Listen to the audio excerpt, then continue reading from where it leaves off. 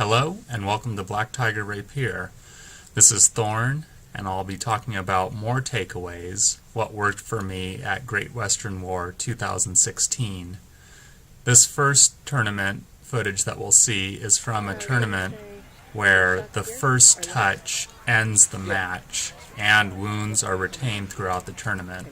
What I'm doing here is I'm going to set up my opponent by taking shots at my opponent's hands. I want to get my opponent thinking about his hands. So I take a shot at each hand. And these are somewhat sincere attacks, but it's not my... I do have a secondary intention to getting my opponent to think about his hands so that I can then take a shot at my opponent's foot. So again, I'm taking shots at the opponent's hands.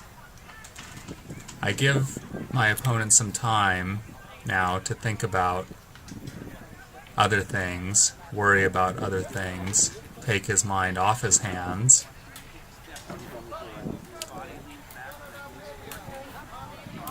And now here it comes. I'll fake the hand and go for the foot. So in a tournament format like this where first touch ends the match and wounds are retained, you want to be very careful, and that's why I went through this long and somewhat elaborate setup to get my opponent thinking about his hands, give my opponent some time to think about something else, and then fake the hand to buy myself that brief instant of time to take the shot at the foot with my dagger in a good covering position. This is the next match in that same tournament.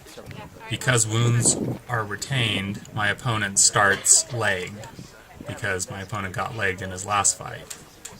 I've had a fair bit of experience fighting legged opponents, and I've received some good advice regarding how to fight against legged opponents.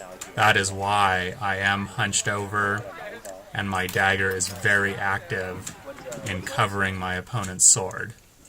What I'm looking for is a hand snipe. I do not want to get pulled in to a head or body shot against my opponent when they're grounded, especially in a tournament where a touch on my toe or a touch on my hand could end the round and I could lose the use of that limb for the rest of the tournament. So what you're going to see here is a quick exchange. Nothing done. I wasn't really in harm's way, but my opponent ends up with his dagger out of position at the end of that exchange.